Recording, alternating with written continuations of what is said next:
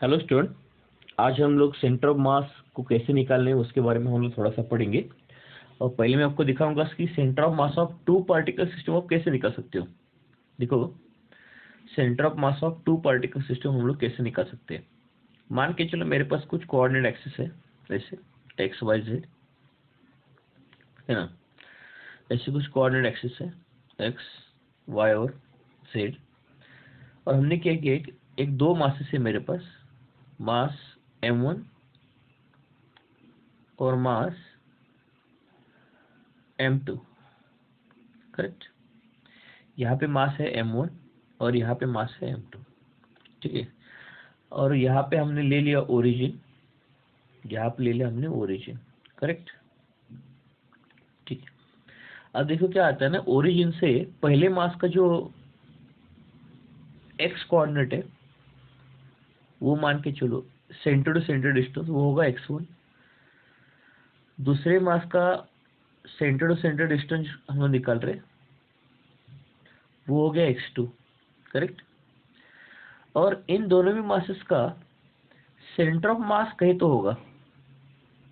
और मैंने अगर मान लिया m2 is more than m1, इसका मतलब इन दोनों का जो सेंटर ऑफ मास होगा वो थोड़ा सा m2 की तरफ होगा। किसकी तरफ होगा? थोड़ा सा m2 की तरफ होगा, क्योंकि जहाँ पे मास ज़्यादा होगा ना उसी की तरफ थोड़ा सा वो सेंटर ऑफ मास झुक जाता है या उसकी तरफ चला जाता है।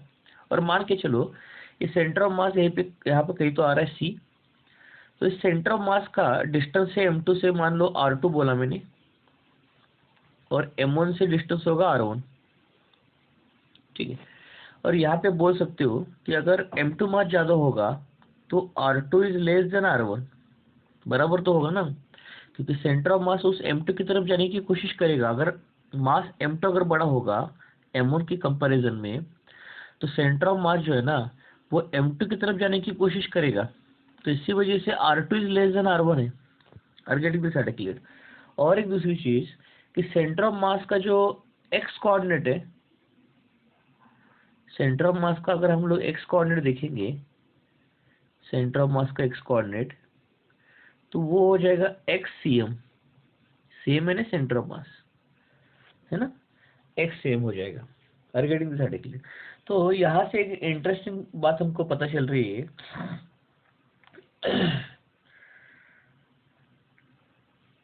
कि अगर मास ज्यादा होगा तो उसकी तरफ ही सेंटर ऑफ मास ज्यादा जाएगा। और अगर मान लो हमने अगर दोनों भी मास का जो सेंटर है उनके बीच का डिस्टेंस अगर d बोला, d का मतलब r1 प्लस r2, d का मतलब r1 प्लस r2। तो एक इंटरेस्टिंग चीज आप यहाँ पे नोट डाउन कर रहे हो कि अगर मास ज्यादा होगा ना तो सेंटर ऑफ मास उस मास की तरफ जाने की कोशिश करेगा। तो इसका मतलब यहाँ पे r2 जो होगा वो r1 से क्या होगा? कम होगा।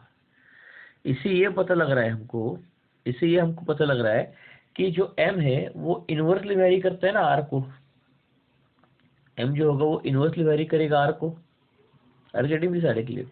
इसका और एक एग्जांपल हम लोग ले सकते हैं। अगर अर्थ होगा हमारे पास, ऐसे अर्थ का एग्जांपल ले लेंगे, है ना, अर्थ, अर्थ, और यहाँ पे कहीं तो मून है, ऐसे मैं बोल रहा हूँ,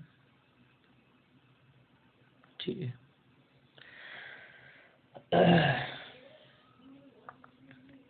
अर्थ और हम लोग मून का एग्जांपल ले लेंगे, ओके, मून का example, okay.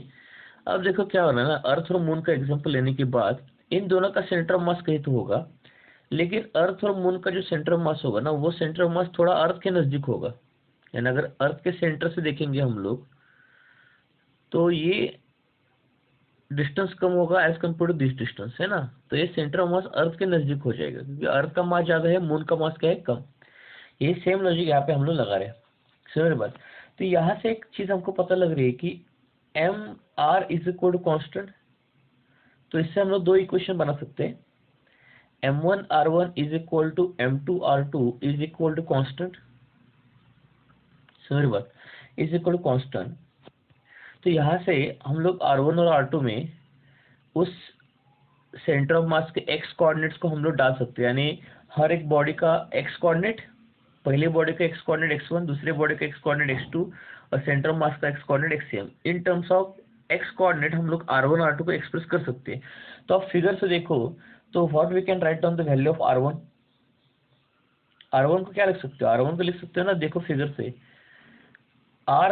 XCM minus X1 यानी R1 ना, XCM माइनस X1 यानी R1 हो जाएगा बराबर। और R2 कैसे लिखोगे आप, X2 माइनस R2 को लिखोगे आप X2 माइनस, देखो फिगर से X2 माइनस XCM किधर है क्या, R2 is equal to X2 minus XCM आपको दिखेगा यहाँ पे।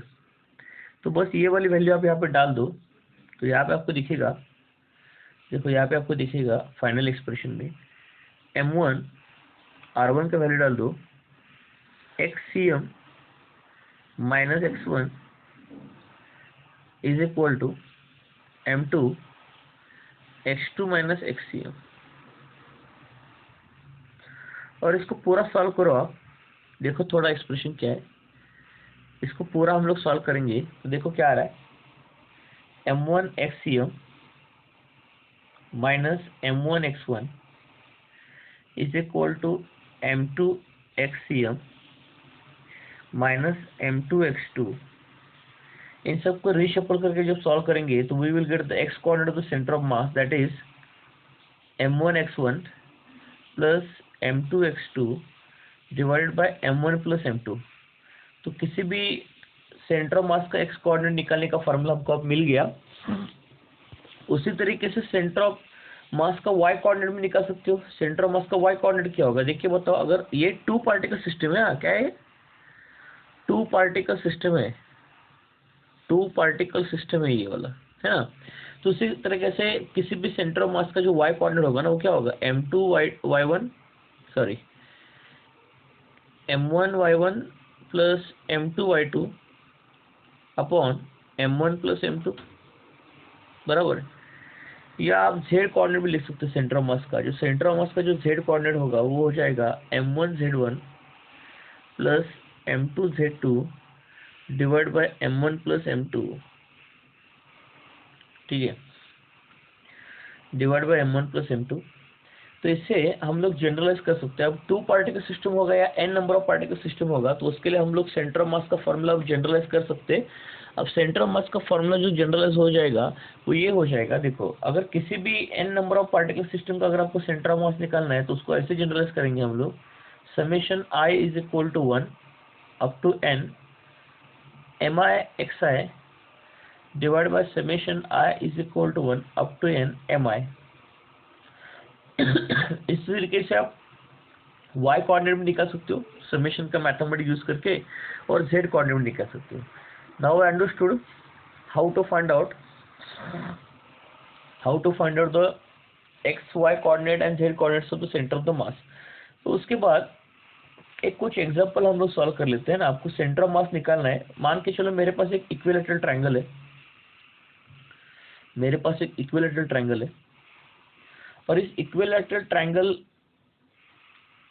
के कॉर्नर पर वर्टिसेस पर मैंने तीन मासेस रखे, M1 M2 और M3। और मान लो आपको दे दिया कि हर एक इक्विलैटरल ट्रायंगल का जो साइड है वो है 1 मीटर का है, कितना है, 1 मीटर का।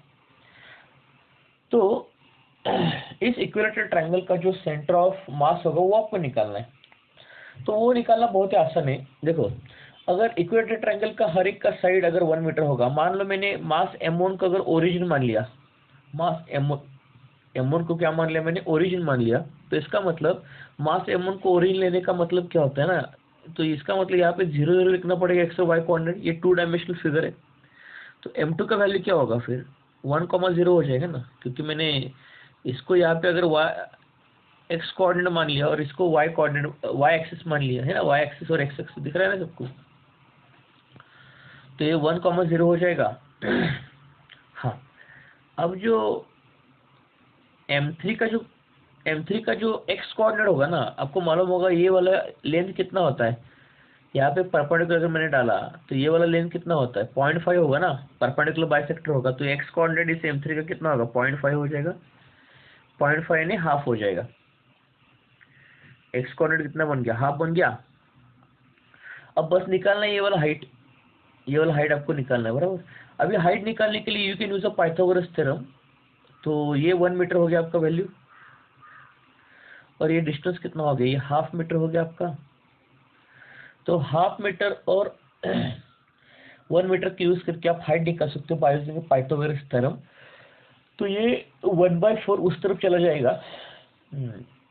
तो 1 - 1/4 हो जाएगा, तो इसका मतलब 3/4 हो जाएगा। तो अंडर रूट ले लोगे तो आप इसको मतलब आपको मिल जाएगा √3/2 मिल जाएगा, हाइट √3/2 मिल जाएगा। चलो, अब यहाँ पे जेड एक्सिस नहीं है तो इसका मतलब जेड कोऑर्डिनेट का मतलब नहीं बनता। तो यहाँ पे इस इक्विलेटरल ट्रायंगल का एक सेंटर मास का एक्स कोऑर्डिनेट और सेंटर मास का वाई कोऑर्डिनेट निकाल सकते हैं आराम से। तो देखो, इस सेंटर मास का जो एक्स कोऑर्डिनेट का फॉर्मूला क्या था हमारा, m1x1 + m2x2 upon m1 + m3। अब यहाँ पे 3 पार्टिकल सिस्टम है, तो 3 पार्टिकल सिस्टम से कुछ नहीं फर्क पड़ता, फॉर्मूला वही रहेगा, सिर्फ अपना लेंथ बढ़ जाएगा, बस दूसरा कुछ नहीं है। देखो, m2x2 + m3x3 divide by m1 + m2 + m3 ऐसे हो जाएगा बस।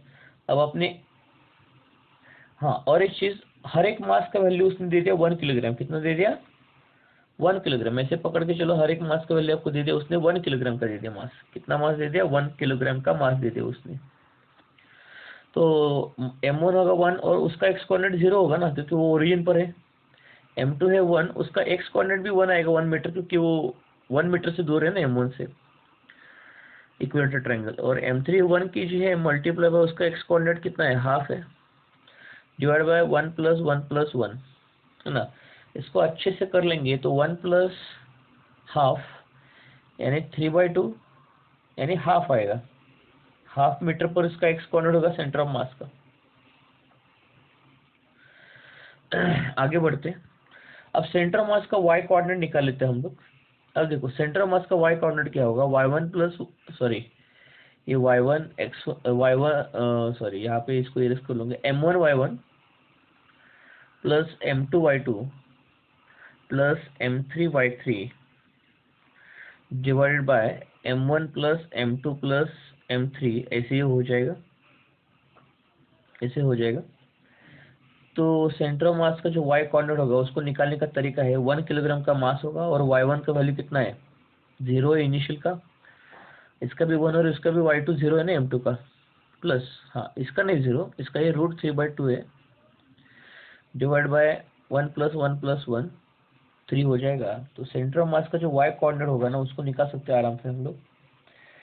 सेंटर ऑफ मास का जो वाई कोऑर्डिनेट होगा ना, तो नीचे 3 आएगा, ऊपर कितना आएगा, √3 आएगा। तो नीचे का चलो कोई प्रॉब्लम नहीं है, √3/6 हो जाएगा, यानी लगभग ये कितना हो जाएगा, 1.73 डिवाइड बाय 6 हो जाएगा। तो 6 0 0, 6 2 एंड 28.28 आ जाएगा मीटर में। तो इसका मतलब अगर हम लोग पीछे आके देखेंगे तो इसका मतलब सेंटर ऑफ मास का जो एक्स कोऑर्डिनेट होगा विद रिस्पेक्ट टू ओरिजिन, वो 0.5 आ रहा था, 0.5 आ रहा था नहीं, और वाई कोऑर्डिनेट 0.28 आ रहा था, यानी कुछ हाइट 0.28 पर यहाँ पे कहीं तो आपको मिल जाएगा 0.5 मीटर और 0.28 मीटर के डिस्टेंसेस पर। समझ बात। तो I hope so you understood the centre of मास कैसे निकालना है ना।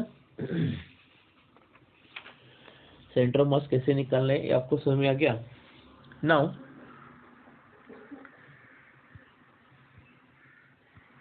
नाउ नेक्स्ट पॉइंट देखो क्या है। नेक्स्ट पॉइंट है centre of mass of rigid body. Centre of mass of rigid body. अब देखो, जब आप centre of mass of rigid body निकालने जाते हो ना, तो क्या होता है ना, प्रॉब्लम में आपको बता देता हूँ। देखो, centre of mass of rigid body जो हम लोग निकालने जाते हैं, centre of mass of rigid body, तो आपको एक चीज यहाँ पे याद रखना पड़ेगा। Centre of mass of rigid body यानी उस रिजिड बॉडी का सेंटर ऑफ मास के हम लोग कोऑर्डिनेट निकालते हैं, एक्स और वाई, ठीक है। अब देखो, एक रिजिड बॉडी मेरे पास डिस्क है, ऐसी ऐसी डिस्क है ना, ऐसी डिस्क है मेरे पास, है ना।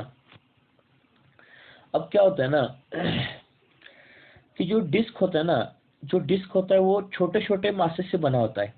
यानी अगर मैं आपको बताऊं, यहाँ पे जो डिस्क होगी ना वो छोटे छोटे मासेस से ऐसी बनी होती है। अगर मैं आपको समझाने की कोशिश करूंगा तो थोड़ा सा मैं आपको यहाँ पे दिखा देता हूँ। मैं आपको स्टेप बाय स्टेप बता देता हूँ। चलो इसको, इससे पहले हम लोग क्या पढ़ लेते हैं, रिंग के बारे में थोड़ा सा पढ़ लेते हैं ना, रिंग के बारे में पढ़ लेते हैं। अगर एक मेरे पास एक देखो, एक सेमी सर्कुलर रिंग है, सेमी सर्कुलर रिंग, रिंग बोल रहा हूँ मैं, रिंग। अगर आपने देखा कि ये जो रिंग है ये ऐसे छोटे छोटे एलिमेंट से बनी है ना, छोटे छोटे एलिमेंट से, ऐसे छोटे छोटे एलिमेंट से बनी है रिंग, जो है छोटे छोटे ऐसे एलिमेंट से बनी है ना। तो अगर मैंने आपको बोला कि ये जो रिंग है उसका छोटा एलिमेंट है डीएम, यानी डीएम यानी उस छोटे एलिमेंट का मास है, mass of small element, mass of small element, mass of small element, है ना। ठीक है। और इन सभी छोटे छोटे एलिमेंट्स को कंटिन्यूसली जोड़ते जाओ, क्या बोल रहा हूं मैं, कंटिन्यूसली, डिस्क्रीट फॉर्म में नहीं, कंटिन्यूसली जोड़ते जाओ, आपको रिंग मिलेगा। तो रिजिड बॉडी में ना मास कंटिन्यूसली डिस्ट्रीब्यूटेड होता है, उनके बीच में गैप नहीं होता। यानी मैं क्या बोलने की कोशिश कर रहा हूँ, देखो अभी मैंने आपको एक एग्जांपल बता दिया कि अर्थ है,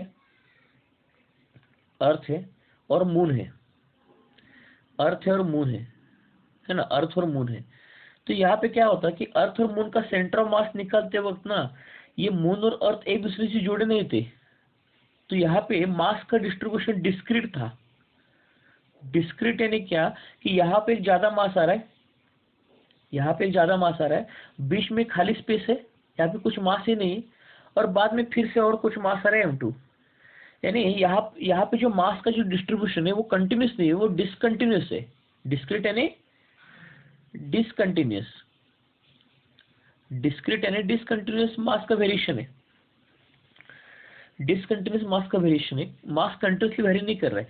लेकिन रिजिड बॉडी में क्या होता है ना कि मास कंटिन्यूसली जुड़ा होता है। देखो डीएम के साथ ये डीएम जुड़ा है, उसके साथ ये डीएम जुड़ा है, उसके साथ ये डीएम जुड़ा है, उसके साथ ये डीएम जुड़ा है, उसके साथ ये डीएम, उसके साथ ये वाला डीएम, उसके साथ ये वाला डीएम, ऐसे मास कंटिन्यूसली जुड़ा है। तो जब हम लोग डिस्क्रीट मास केस में जब x coordinate of centre of mass और y coordinate of centre of mass निकालते हैं ना, तो उसमें हम लोग समेशन का फॉर्मूला लगा देते हैं। यानी हम लोग ऐसे करते हैं ना कि x centimetre, sorry, x coordinate of the centre of मास वो हो जाएगा m1x1 प्लस m2x2, ऐसे करके हम लोग उसका सेंटर ऑफ मास निकाल लेते हैं, सेंटर ऑफ मास का एक्स कोऑर्डिनेट निकाल लेते हैं। यानी असल में सेंटर ऑफ मास का जो एक्स कोऑर्डिनेट निकालने का फॉर्मूला ये होता है, समेशन में होता है I is equal to 1 up to n mi xi divide by summation I is equal to 1 up to n mi। लेकिन ये वाला फॉर्मूला, समेशन वाला फॉर्मूला कब एप्लीकेबल होता है ना, जब मास का डिस्ट्रीब्यूशन डिसकंटिन्यूस होगा। जैसे सन और अर्थ सिस्टम में, प्लैनेटरी सिस्टम में, उसमें मास है ना डिसकंटिन्यूसली डिस्ट्रीब्यूट हो रहा है, तो उस वाले केस में ये वाला फॉर्मूला लगा देना सेंटर ऑफ मास निकालने के लिए। लेकिन रिजिड बॉडी जो होता है ना, रिजिड बॉडी में मास कंटिन्यूसली एक दूसरे के साथ जुड़ा होता है, कंटिन्यूसली एक दूसरे के साथ जुड़ा होता है। तो उस केस में उस रिजिड बॉडी का अगर सेंटर ऑफ मास के कोऑर्डिनेट निकालना है आपको, तो उसके लिए आपको क्या करना पड़ेगा फिर instead of this formula, instead of summation, you have to use the integration. क्या यूज करना पड़ेगा, इंटीग्रेशन। यानी अगर आप एक्स कोऑर्डिनेट निकालना चाहते हो रिजिड बॉडी के केस में, किस केस में, रिजिड बॉडी के केस में, ध्यान रखना, रिजिड बॉडी के केस में अगर आप एक्स कोऑर्डिनेट निकालना चाहते हो तो उसका फॉर्मूला ऐसे हो जाता है, instead of summation use the integration, integration of dm into x divide by integration of dm। अब इसका मतलब क्या होता है ना, देखो इसका मतलब क्या होता है, जब आप इंटीग्रेशन ऑफ dm बोलते हो ना, इंटीग्रेशन ऑफ dm का मतलब क्या होता है, एक छोटे एलिमेंट का मास है dm, तो इंटीग्रेशन ऑफ dm का मतलब क्या होगा, पूरे सेमी सर्कुलर रिंग का जो मास होगा वो होगा कैपिटल M, पूरे सेमी सर्कुलर रिंग का जो मास होगा वो मिल जाएगा। इंटीग्रेशन वैल्यू को बढ़ा देता है ना, इंटीग्रेशन वैल्यू को क्या करता है, बढ़ा देता है। तो पूरे सेमी सर्कुलर रिंग का जो मास, पूरे सेमी सर्कुलर रिंग जो होता है ना उसका जो मास होगा कैपिटल M, लेकिन उसको कैसे मैंने निकाला, इंटीग्रेशन dm से निकाला ना। इंटीग्रेशन वैल्यू को बढ़ा जाता है। तो उस तरीके से क्या होता है ना कि फॉर्मूला देखो यहाँ पे, नीचे इंटीग्रेशन दिया मैंने total mass of the semi circular ring, ऊपर क्या होगा इंटीग्रेशन दिया मैंने इंडिविजुअल मास और उसका एक्स कोऑर्डिनेट का एडिशन करते जाओ, इंडिविजुअल मास और उसका एक्स कोऑर्डिनेट का एडिशन करते जाओ तो आपको एक्स कोऑर्डिनेट मिलेगा। सिर्फ क्या है कि यहाँ पे जो m लिखा है ना वहाँ पे dm लिखो, क्योंकि छोटे छोटे dm एलिमेंट से तो रिजिड बॉडी बनी होती है, और समेशन की जगह पर आप इंटीग्रेशन डाल दो। तो इसका मतलब क्या होता है कि आपको अगर नए फॉर्मूले मिल गए रिजिड बॉडी के लिए, सेंटर ऑफ मास का x coordinate, centre of mass का y coordinate, centre of mass का जेड कोऑर्डिनेट, उसके लिए आपके एक नए फॉर्मूले मिल गए। और वो नए फॉर्मूले ऐसे होते हैं, integration dm x upon integration of dm, नीचे होगा integration of dm y upon integration of dm, नीचे होगा integration of dm z upon integration of dm। बस अगर अगली बार से चाहिए तो ये इंटीग्रेशन ऑफ डीएम को कैपिटल में बोल सकते हो, यानी total mass of the rigid body, total mass of the rigid body. लेकिन टोटल मास किसका बोल रहे हो रिजिड बॉडी का, कौन सी रिजिड बॉडी है, रिंग है, डिस्क है, या आपके पास रॉड है, उस तरीके से ये रिजिड बॉडी का टोटल मास हो जाएगा। करेक्ट। अब हम लोग कुछ केसेस देख लेते हैं कि जिससे हम लोग क्या कर सकते हैं, उस रिजिड बॉडी में सेंटर ऑफ मास हम लोग आसानी से निकाल सकते हैं। अब देखो, अगर आपको पूछ रहा है question coordinates of, find out coordinates of center of mass of a semicircular ring, center of mass of semicircular ring, center of mass of semicircular ring। अब उसको कैसे सॉल्व करेंगे देखते हैं हम लोग। देखो हाउ टू सॉल्व दैट। देखो अब क्या करो, एक सेमी सर्कुलर रिंग एक कंसिडर कर लो, you consider one semi circular ring.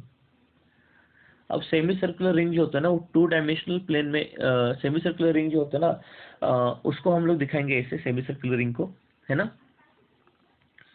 उसके बाद क्या होगा, आप सोच के देखो कि यहाँ पे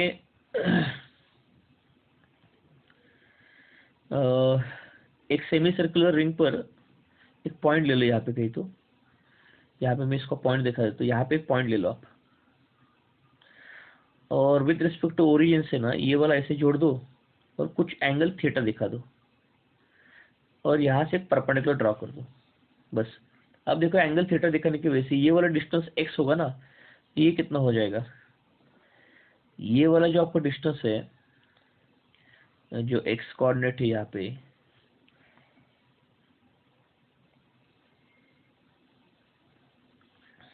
ठीक है, थोड़ा सा डायग्राम को बड़ा बना देते हो, यानी आपको समझ में आएगा, बड़ा बनाने से समझ में आएगा। ठीक है, तो पहले डायग्राम समझना ही बहुत इंपॉर्टेंट होता है, उसके बाद हम लोग इसका सेंटर ऑफ मास आसानी से निकाल सकते हैं, है ना। ओके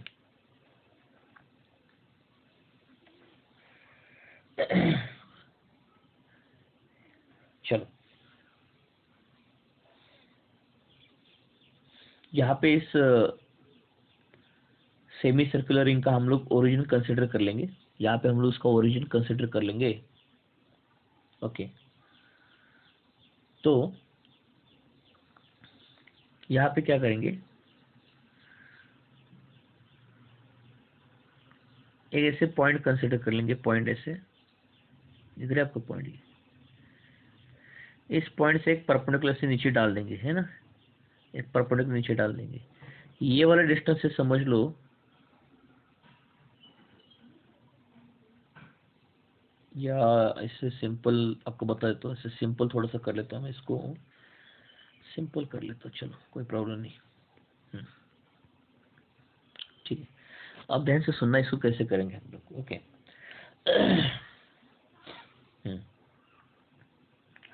तो एक पॉइंट कंसिडर कर लिया यहाँ पे, हम लोग एक पॉइंट कंसिडर करेंगे और यहाँ से परपेंडिकुलर डालेंगे, है ना, और यहाँ से इसको जोड़ देंगे, तो ये एंगल बन रहा है, समझ तो कुछ तो थीटा बन रहा है ना।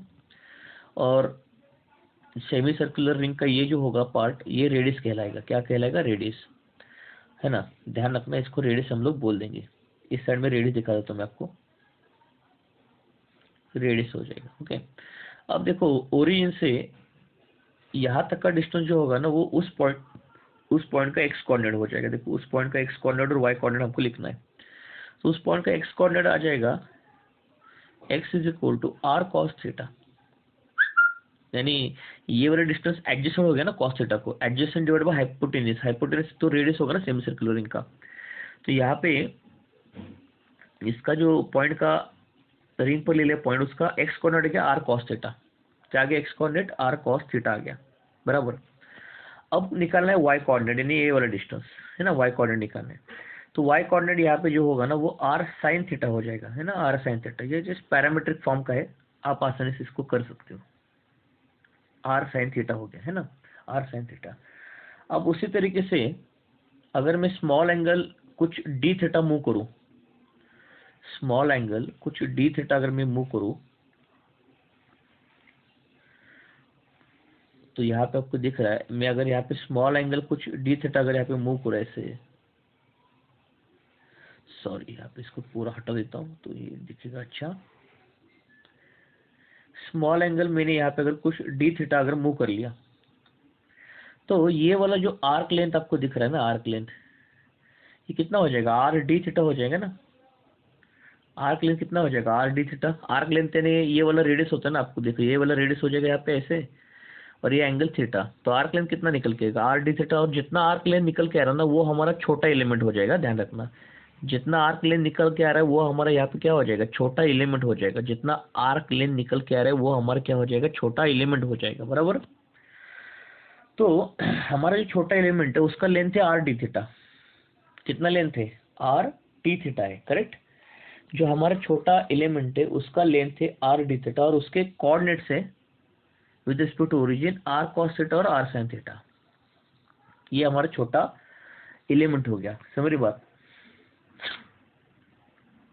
ओके, तो मैं क्या करूंगा, देखो एक एनालॉजी हम लोग लिख सकते हैं। अगर छोटा जो एलिमेंट है उसका लेंथ है are d theta, are d theta, और अगर उसका मास में मान लूंगा डीएम, क्या मान लूंगा मास डीएम, छोटे एलिमेंट का मास डीएम, क्योंकि ऐसे डीएम डीएम जोड़ते आपको पूरा सेमी सर्कुलर रिंग मिल जाएगा ना। लेकिन पूरे सेमी सर्कुलर रिंग का मास क्या है कैपिटल एम है, पूरे सेमी सर्कल की रिंग का मास क्या है कैपिटल एम है, और पूरे सेमी सर्कुलर रिंग का जो लेंथ होगा वो लेंथ कितना होगा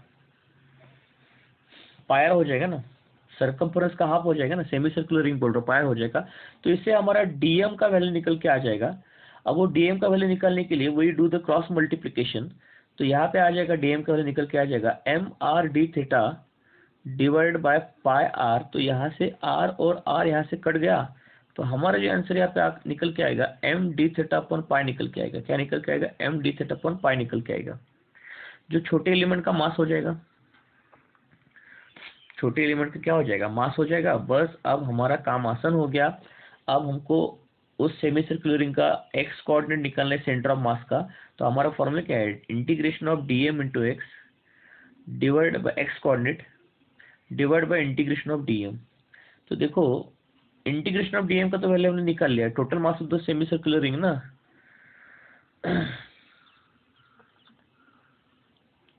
अरे बस में तो total mass of semi circular ring हम लोग एम ही पकड़ के चल लेते हैं और डीएम का वैल्यू इतना पकड़ के चल लेते हैं ना। तो देखो इसको मैं एम पकड़ के चल रहा हूँ टोटल मास, और ऊपर ऊपर जो डीएम का वैल्यू वो डीएम का वैल्यू आपको पुट करना पड़ेगा।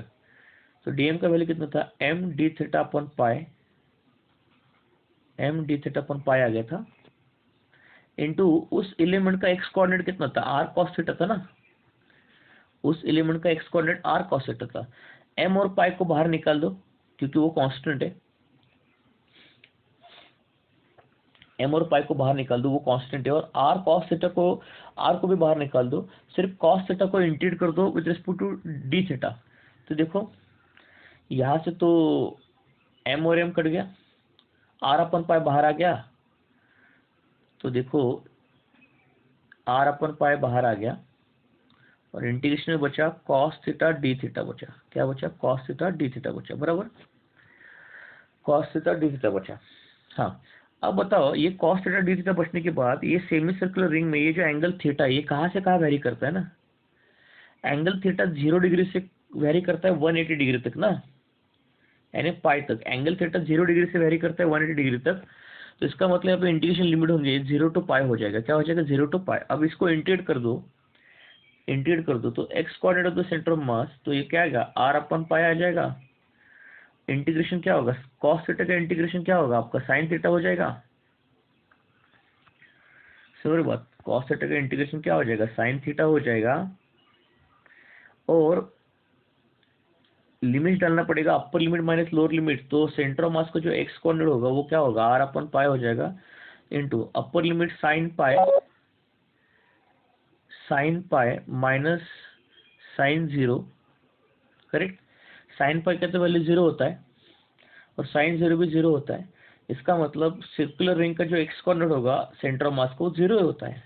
इसका मतलब सिंपल सी बन के आ रही है कि सेमी सर्कुलर रिंग का जो सेंटर ऑफ मास का जो एक्स कोऑर्डिनेट 0 आ रहा है, इसका मतलब सेमी सर्कुलर रिंग का सेंटर ऑफ मास का एक्स कोऑर्डिनेट वाई एक्सिस पर लाई करता है। ये से प्रूव हो रहा है ना, वाई एक्सिस पर लाई करता है। चलो आगे बढ़ते हैं, हम लोग वाई कोऑर्डिनेट निकाल के देख लेते हैं। देखो वाई कोऑर्डिनेट निकालेंगे। वाई कोऑर्डिनेट में कुछ नहीं होता, सिर्फ इंस्टेड ऑफ एक्स कोऑर्डिनेट वहाँ पे वाई कोऑर्डिनेट आ जाएगा, यानी आर साइन थीटा आ जाएगा। बाकी सारी चीजें तो सेम है। तो इसको मैं पूरा सॉल्व कर लूंगा। पूरा सॉल्व करने के बाद सिर्फ r upon pi integration 0 to pi हो जाएगा। तो ये वाई है ना, यहाँ पे चेंज हो जाएगा, सिर्फ ये आर साइन थीटा आ जाएगा। बाकी तो सब कुछ सेम है ना, पिछले जैसा ही। तो इसमें खाली पहले क्यों टाइम लगाएंगे हम लोग? तो यहाँ पे साइन थीटा का इंटीग्रेशन आएगा with respect to d theta. अरे बस समय तो जब हम लोग वाई कोऑर्डिनेट देखने जाएंगे सेंटर ऑफ मास का, तो देखो क्या हो रहा है यहाँ पे। अब इंटीग्रेशन ऑफ साइन थीटा क्या होता है? इंटीग्रेशन ऑफ साइन थीटा होता है आपका माइनस कॉस थीटा होता है ना, माइनस कॉस थीटा होता है। और अपर लिमिट क्या होगा? पाई, और लोअर लिमिट क्या होगा? 0। तो y coordinate of the centre of mass जब निकालेंगे तो क्या होगा? आर अपॉन पाई हो जाएगा। तो देखो माइनस कॉस ऑफ पाई, ये minus minus plus, upper limit minus lower limit होता है ना, कॉस ऑफ 0 हो जाएगा। बराबर? कॉस ऑफ 0 हो जाएगा। तो बताओ माइनस कॉस ऑफ पाई का वैल्यू क्या होता है? कॉस पाई का वैल्यू -1 और माइनस माइनस +1, 1 प्लस कॉस 0 1 होता है ना, 1 + 1 2, यानी 2 आर अपॉन पाई होता है। तो वाई कोऑर्डिनेट यहाँ पे सेमी सर्कुलर रिंग का सेंटर ऑफ मास का y coordinate 2 r upon pi पर होता है। बराबर? 2 आर अपॉन पाई होता है। तो इसका मतलब फिर से अगर मैंने आपको सेमी सर्कुलर रिंग अगर ड्रॉ करके दिखाऊंगा, तो उसका सेंटर ऑफ मास का जो कोऑर्डिनेट्स होंगे वो कहाँ पे लाई करेंगे? देखो, तो देखो कहीं तो यहाँ पे एक पॉइंट आएगा, कहीं भी यहाँ पे एक पॉइंट आएगा। 2 आर अपॉन पाई यानी ये आर से कम होगा डिस्टेंस। 2 आर अपॉन पाई यानी आर से कम होगा, ध्यान रखना है ना, आर से कम होगा क्योंकि पाई से डिवाइड हो रहा है ना।